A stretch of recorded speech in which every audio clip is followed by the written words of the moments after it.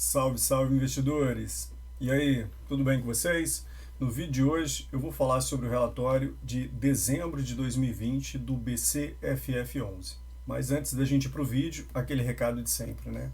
Lembre de nos seguir nas redes sociais, nós estamos presentes no Instagram, no YouTube e também nas plataformas de podcast. E para você nos encontrar, investir do bem, nossa hashtag IBSA3, ok? Então, se você está vendo esse conteúdo pelo YouTube e está gostando desse conteúdo e considera que alguém pode gostar desse conteúdo, lembra de compartilhar, muito importante, lembra também de deixar o seu like e de se inscrever no nosso canal, beleza? Deixa o like para mostrar para a gente que você está gostando do nosso trabalho.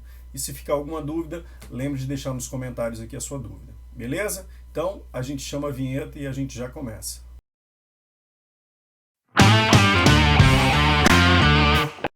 Então vamos comentar o relatório, né, sobre o relatório gerencial de dezembro de 2020 do BCFF11, ok? Para quem não conhece, o BCFF11 ele é um fundo de fundos, ele é um fundo que compra cotas de outros fundos de investimento imobiliário.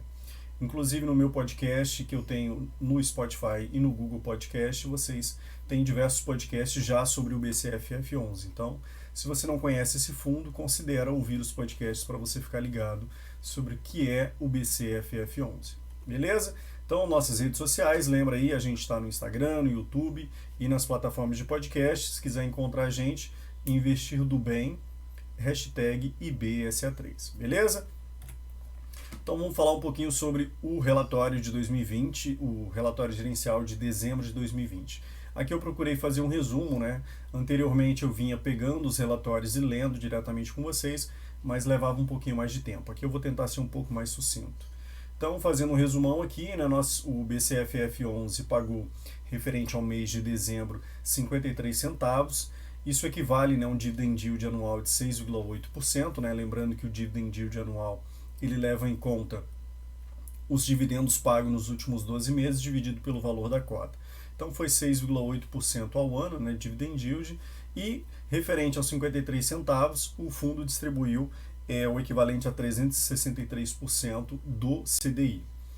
A taxa de gestão do fundo, é importante lembrar, né, ela é de 1,10 ao ano sobre o patrimônio líquido do fundo, e também existe uma taxa de administração de 0,15% ao ano sobre o valor total dos ativos que o BCFF11 possui. Passando aqui, né, nós temos duas coisas bastante importantes. Do lado esquerdo nós temos os dados do fundo, né? O fundo fechou o mês de dezembro, que é o último dia útil de dezembro, né, com valor de mercado de 1 bi 910 milhões, e o valor de mercado, né, aqui está R$ 92,90, que aqui é o valor da cota no fechamento do mercado. E o valor da cota, e aqui vocês vão perceber que o valor de mercado da cota é R$ 92,90, que foi o fechamento de dezembro, e o valor patrimonial ele fechou a R$ 85,20. O que isso significa para a gente? Primeiro vamos entender o que é valor patrimonial por cota, né? Qual o VPA, valor patrimonial por cota. O valor patrimonial por cota é quando eu pego o patrimônio líquido do fundo e eu divido pela quantidade de cotas que o fundo possui. Assim eu encontro o valor patrimonial, ou seja, quanto vale cada cota. E o valor de mercado é quanto o mercado está pagando por essa cota. Então aqui a gente percebe que no fechamento de dezembro, o BCFF11 ele estava sendo negociado com um ágio. O mercado estava pagando um pouquinho a mais acima do que efetivamente valia cada cota do fundo. A gente já falou sobre o rendimento, 53 centavos, o dividend yield ao ano de 6,8% e o retorno no mês foi de 3,9%. Esse retorno ao mês aqui ele considera a valorização da cota, se houve valorização da cota, e ele também considera os rendimentos que foram distribuídos. Então, se a gente juntar os dois, nós teríamos um rendimento de 3,9% no mês de dezembro. Quantidade de investidores, né, nós temos aqui 255 mil investidores. O BCFF11, para quem não conhece, é um dos fundos mais antigos da Bolsa e ele é um dos mais consolidados. Então, ele é um dos maiores fundos na Bolsa com números de investidores. O volume de negociação no mês, 91 milhões, né, então um fundo que tem uma ótima liquidez. E o mês de dezembro fechou com 65 fundos na carteira. Então, o BCFF11 ele fechou o mês de dezembro com 67 cotas de fundos diferentes, beleza? Aqui do lado direito nós temos um gráfico bastante interessante que é, primeiro, qual a relação se o fundo está sendo negociado com desconto e a alocação do BCFF11, fazendo um comparativo entre BCFF11 contra o IBOV, contra o IFIX, perdão. O IFIX é o índice, né, que negocia, é o índice que a cesta de fundos, né, uma cesta de fundos dos fundos mais negociados na bolsa. Aqui nós temos desconto em relação ao patrimônio e a gente percebe aqui que eles fazem um estudo de março de 2018 até setembro de 2020. O que a gente percebe aqui? A gente percebe o seguinte, quando nós temos essa parte de baixo aqui, significa que o fundo está sendo negociado com desconto, ou seja, o seu valor de mercado ele é menor do que o valor patrimonial da cota. Então a gente percebe que até janeiro de 2019 ele estava sendo negociado com desconto. Nós passamos o ano de 2019, a gente percebe que ele estava sendo negociado com uma espécie de ágio, e aqui é por volta de novembro de 2019, que foi o maior pico, ele estava sendo negociado com 15% acima do seu valor patrimonial. E aí, né, chegamos aqui abril de 2020, que nós tivemos uma queda expressiva de todos os fundos em geral, e aí ele caiu 15%, e agora aqui no fechamento em setembro, né, que foi o último recorte, setembro de 2020, a gente percebe que ele estava sendo negociado com 5% de desconto. Então o fundo ele estava apresentando até setembro um valor de mercado menor do que o seu valor patrimonial. Então quem comprasse as cotas nesse momento estaria comprando com desconto. E aqui embaixo a gente percebe, ele faz uma relação entre o BCFF11, o fundo BCFF11 e o IFIX, que é uma cesta de fundos mais negociados na bolsa. E aí a gente percebe aqui que na linha mais escuro, na verdade aqui ele faz uma relação entre o IBOV, que é essa linha cinza mais escura, e aqui o azul mais escuro é o IFIX. Então aqui ele está relacionando o índice da Bolsa de Valores, né, que é o IBOV, das ações mais negociadas do Ibovespa, com o IFIX, que são os fundos mais negociados da Bolsa de Valores. E a gente vai perceber aqui que o IFIX já é uma tendência natural, que o IFIX, em cenários de estresse muito grande no mercado, o que a gente tem é que o IFIX ele cai muito menos do que o IBOV. Então, quem investe em fundos imobiliários e ações aqui no Brasil, esquecendo aqui quem investe lá no exterior, tem uma diversificação muito boa e também tem uma volatilidade muito menor, porque o IFIX ele se chacoalha menos do que o IBOV. Então o que a gente percebe aqui é que em meados de abril de 2020, a gente já sabe o que aconteceu, nós tivemos uma queda expressiva de ambos os índices, o IBOV e o IFIX, mas o IFIX ele segurou muito bem e ele voltou muito mais rápido. Então nós tivemos aqui, em dezembro de 2020, a gente tem um descolamento do IBOV que ele ultrapassou o IFIX, e aí o IFIX, como ele tem uma tendência de ele cair menos e subir menos, ele continuou na sua toada de não cair tanto e nem subir tanto. E o IBOV, ele já tem uma volatilidade maior. Então, passando aqui para o próximo slide, a gente tem aqui uma relação entre prêmio de risco, o dividend yield do fundo, né, do BCFF11, comparado com a NTNB 2035, que é o Tesouro IPCA 2035, né? E aí ele apresenta para a gente aqui em basis point, né? Basis point aqui não cabe a gente explicar, mas imagina vocês que aqui ele está fazendo a relação entre o que está sendo pago pelo Tesouro IPCA 2035, né, que é do Tesouro Direto, e o dividend yield que está sendo pago pelo fundo. E aí o azul mais escuro é o dividend yield do fundo, né, em percentual, e a NTNB, né, 2035, que é o Tesouro IPCA 2035. A gente percebe que sempre tem um descolamento muito grande, porque aqui ele está trazendo para a gente um prêmio de risco, ou seja, se eu estou investindo na NTNB 2035, o meu risco é quase zero, porque eu estou investindo no Tesouro Direto, e o Tesouro Direto eu estou comprando a dívida do governo, que em tese é o que nós temos de mais seguro no mercado, emprestar dinheiro para o governo. Então, se eu quero investir no BCFF11, ele tem que pagar algo a mais para mim. Por quê? Os fundos imobiliários, eu costumo dizer isso, mas vou reiterar, eles são renda variável. Então, se eu quero sair da renda fixa do Tesouro Direto para a renda variável, que são os fundos imobiliários, eu quero exigir um prêmio maior. E o BCFF11, aqui na linha mais escura, ele está entregando isso para a gente. Então, significa que aqui você deve considerar qual o risco que você quer correr, e se esse risco que está sendo pago para você, se esse prêmio de risco acima da NTNB 2035 ele é satisfatório, você investe no fundo. E aqui embaixo ele apresenta para a gente o spread, né, a diferença que está sendo paga entre o dividend yield do fundo, do BCFF11, e a média que está sendo paga da NTNB. Então a gente percebe aqui que a gente tem aqui a média até meados de março de 2020 e aí depois ele abre uma grande diferença para a gente aqui, né? Nós temos o spread em azul mais escuro, que é do dividend yield comparado aqui, né, do dividend yield do fundo com a NTNB 2035, Tesouro IPCA 2035. Depois nós temos o azul mais claro aqui, que é o spread médio de 2020, e nós temos o spread médio de 2018 e 2019. Então o que a gente percebe? A gente percebe que em 2020 o fundo conseguiu pagar um pouco mais, né? Esse spread ele aumentou um pouco mais porque o fundo ele conseguiu pagar um pouco acima, ainda acima do Tesouro IPCA 2035. E aqui ele vai apresentar para a gente, né? Aqui embaixo, só lendo para vocês, né, caso não tenha ficado claro, os spreads entre o dividend yield do fundo, né? Dividend yield é a relação anual que é paga pelo fundo dividido pelo valor da cota, e as taxas de juros voltaram a abrir, mesmo sem a recuperação dos rendimentos de boa parte dos fundos imobiliários. Então, vai abrindo um pequeno gap, né, uma pequena diferença entre o spread. E isso é bom porque a gente está na renda variável e a gente quer um spread sempre maior para investir em renda variável. É a oportunidade em fundos imobiliários, falando do cenário macro, juros estruturalmente baixos e a potencial recuperação do PIB tende a ser positivo para o mercado imobiliário, né? Então, se nós temos juros baixos, isso é melhor para os fundos imobiliários.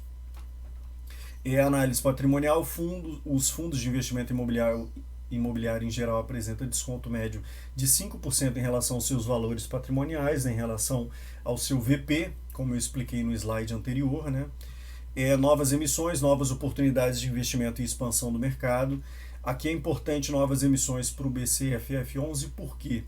Porque o BCFF11 ele pode ir ao mercado comprar, né, no mercado secundário, cotas de fundos imobiliários, ou ele pode fazer block trade, né, em que ele trava a negociação das cotas do fundo que ele vai comprar, ele compra no mercado primário, então ele não afeta a negociação do fundo no mercado secundário.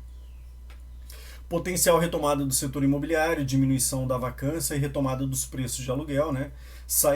Atravessando o ano de 2020, começando um cenário melhor e mais benfazejo para 2021, a gente vai ter, né, uma diminuição da vacância. Custo de reposição, potencial aquisição de fundos imobiliários abaixo do custo de reposição do ativo. E aqui é importante a gente lembrar que o ano de 2020 ele conseguiu machucar de modo significativo os fundos imobiliários como um todo e também os imóveis. Então o BCFF11 ele tem caixa, e aí ele pega esse caixa e aproveita e compra esses imóveis na baixa, e aí depois ele pode vender esses imóveis na alta. Isso vale também para as cotas de fundos imobiliários que ele pretende comprar. Prêmio de risco acima da média histórica, né, que aqui ele apresenta para a gente, passando o mouse, a diferença, né, em basis point da diferença do prêmio de risco do dividend yield do fundo com a NTNB 2035, que é o Tesouro IPCA 2035. Seguindo aqui, né, aqui falando como fechou a carteira de dezembro de 2020 do fundo, né? Então a gente tem aqui, não cabe a gente aqui explicar para vocês, não vai caber a gente falar sobre todas as teses aqui, mas a gente tem em percentuais 29% eram lajes corporativas, né? Então fundos imobiliários de lajes corporativas, 22% dos contratos do fundo eram de contratos atípicos, então ele compra cotas de fundos que possuem contratos atípicos e contratos típicos. Então, 22% dos contratos desses fundos que o BCFF11 possui na carteira eram de contratos atípicos. Outros e caixa, né? Nós tínhamos 2% do PL que eram outros, que não entrava aqui em nenhuma dessas abas aqui, e nós tínhamos 6% de caixa. Eu dei uma olhadinha nas receitas do fundo, no patrimônio do fundo, e o fundo fechou dezembro de 2020 com aproximadamente 100 milhões em caixa. 9% em shopping centers. Aqui é importante lembrar que o BCFF11 ele diminuiu a sua posição em shopping centers, se não me falha a memória, março de 2020 ele tinha uma posição de aproximadamente 17% em shopping centers. Como esse setor sofreu muito, o fundo se reorganizou e ele diminuiu essa distância. Fundos de CRI ou CRI, 32%. Né? Aqui são duas variáveis. Fundos de CRI são fundos que investem em fundos imobiliários de CRI. E CRI é o próprio BCFF11 compra certificados de recebíveis imobiliários. Aqui dando uma olhada, né, como é que foi a composição do rendimento do fundo, né, como é que ele se compôs, né, cada centavinhos ali dos 53 centavos, de onde vieram esses centavos. A gente tem aqui que 7 centavos da composição, 7 centavos foram de ganho de capital, 44% foi de renda de fundos imobiliários, e aqui ele faz um destaque bastante importante, né, que a gente tem que lembrar a vocês. Destacamos o aumento do Funds from Operations, que a gente vai explicar aqui abaixo, do BCFF11, em 45% em relação ao mês anterior, devido principalmente aos rendimentos do investimento Fundo de Investimento Imobiliário EZ Tower. Para quem não conhece, o BCFF11 está chegando agora. O BCFF11 comprou esse edifício, o EZ Tower, que é um edifício AAA em São Paulo. E aqui ele deixa uma nota de rodapé explicando para a gente o que é o FFO, ou Funds from Operations. E aí ele diz para a gente, né, que essa sigla, Funds from Operations, seria, né, o que vem da operação do fundo. É uma métrica utilizada para analisar o desempenho do fundo. O valor do Funds from Operations compreende o resultado operacional líquido do portfólio, né, então já tirou todas as despesas do fundo, ou seja, qual seria o rendimento teórico no mês, sem os resultados com a negociação de cotas no mercado secundário, ganho de capital. Ou seja, qual seria o resultado do BCFF11 se ele não tivesse comprado e nem vendido cotas? Porque o BCFF11 ele tem uma estratégia que é a seguinte: parte da carteira dele de cotas de fundos imobiliários são para renda, que ele compra para receber renda todos os meses, assim como nós, investidores, fazemos, né? A gente compra cotas de fundos, todos os meses nós recebemos ali alguns centavos referente àquelas cotas que a gente tem. E parte do fundo ele compra como estratégia de comprar e vender. Então são fundos estratégicos que ele coloca na carteira, os fundos ficam um tempo na carteira e ele vende quando as cotas se valorizam. Então aqui esse FFO, aqui o Funds from Operation, ele considera apenas os fundos que são para renda dentro da carteira. E aqui como foi composto, né, os 53 centavos. Né? 12 centavos foram reserva de contingência, que o fundo já tinha guardado, né? 5% veio de ganho de capital e 35% veio do Funds from Operation. Ok? Aqui as demonstrações do fundo, eu vou me focar só em dezembro de 2020. As receitas totais foram no valor de R$ 8.483.000, dado que desses 8 milhões, 6.813.000 veio de rendimentos de fundos imobiliários, ou seja, as cotas que o fundo tem, ele recebeu referente às suas cotas 6.813.000. 1.403.000 veio de receitas de ganho de capital, que ele vendeu cotas de fundos imobiliários. Renda fixa, que é o caixa do fundo aplicado, rendeu 175.000, e vendas de CRI 90.000, né? Aqui na verdade não é vendas de CRI, né? São os CRIs que o fundo possui na carteira e ele recebe rendimentos por isso. Despesas do fundo 1.9 milhões, despesas com imposto de renda, ou seja, com as vendas das cotas aqui, né, do ganho de capital, 321.000, e reserva de contingência 2.984.000, ou seja, saiu do fundo, ele pegou das receitas que ele recebeu essa reserva de contingência e ele guardou para distribuir para os cotistas em outro momento. Isso deu um resultado líquido de R$ 5.466.000.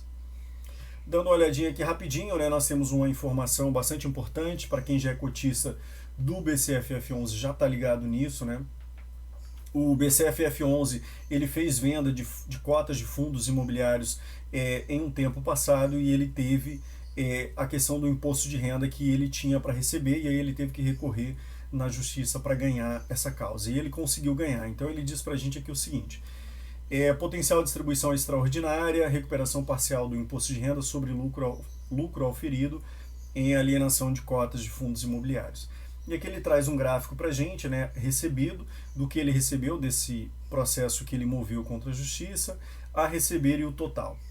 Então aqui ele diz o seguinte: em 19/11, o BCFF11 divulgou um fato relevante. Quem tiver interesse pode dar uma olhada nesses sites que tem sobre fundos imobiliários, informando aos cotistas que uma provisão no valor de 4,2 milhões referente ao recolhimento de imposto de renda sobre ganho de capital em operações com cotas de fundos imobiliários foram revertidos e poderão ser distribuídos aos cotistas. E aí ele diz o seguinte: esse valor, né, que foi de 4,2 milhões equivale a 21 centavos por cota, e ele foi disponibilizado para distribuição de rendimentos do fundo. Então, o fundo ele pode distribuir esses 21 centavos para os cotistas, ou ele pode reinvestir esse valor. E aqui a gente tem o desempenho no mês, né, como a gente viu, 3,9%, né, do BCFF11, o IFIX se valorizou 2,2%, o CDI líquido se valorizou 0,1% e o IBOV 9,2%. E aqui a gente tem o histórico de distribuição do fundo, né? O histórico de distribuição do fundo aqui, ele foi de 53 centavos e a gente percebe que o fundo ele está aumentando aos poucos, voltando para o seu patamar aqui, né, para o seu patamar anterior que ele estava distribuindo de cotas, ok?